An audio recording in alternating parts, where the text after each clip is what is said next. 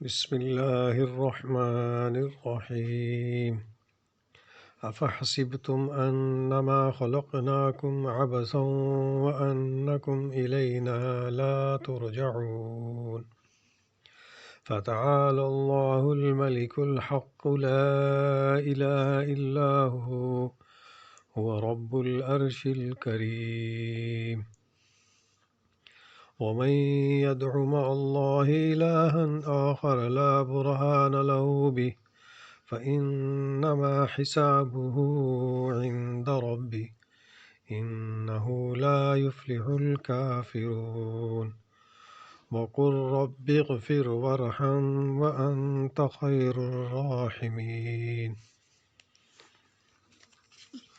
اللہ تعالیٰ کا ارشاد ہے، کیا تم یہ گمان کیے ہوئے ہو کہ ہم نے تمہیں یوں ہی بیکار پیدا کر دیا، اور یہ کہ تم ہماری طرف لوٹائے ہی نہ جاؤ گے۔ اللہ تعالیٰ سچا بادشاہ ہے اور وہ بڑی بلندی والا ہے، اس کے سوا کوئی معبود نہیں، وہی بزرگ عرش کا مالک ہے۔ جو شخص اللہ کے ساتھ کسی دوسرے معبود کو پکارے جس کی کوئی دلیل اس کے پاس نہیں، بس اس کا حساب تو اس کے رب کے اوپر ہی ہے۔ بے شک کافر لوگ نجات سے محروم ہیں۔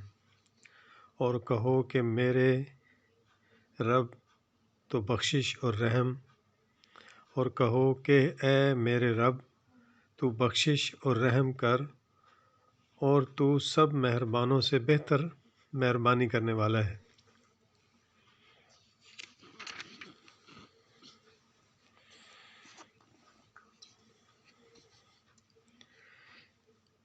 یعنی وہ اس سے بہت بلند ہے کہ وہ تمہیں بغیر کسی مقصد کے یوں ہی ایک کھیل کے طور پر بیکار پیدا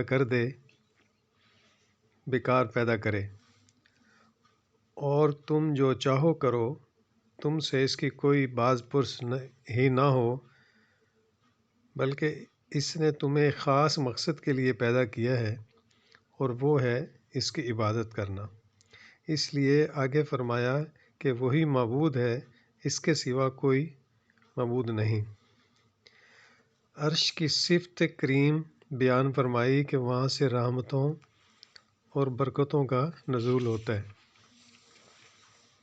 اس سے معلوم ہوا کہ فلاح اور کامیابی آخرت میں عذاب الہی سے بچنا ہے، محض دنیا کی دولت اور آسائشوں کی فراوانی کامیابی نہیں۔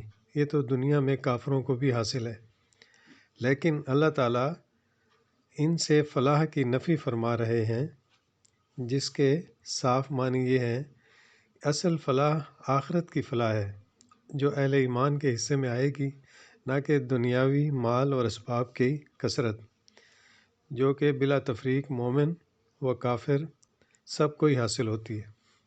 اللہ تعالیٰ ہمیں عمل کی توفیق دے۔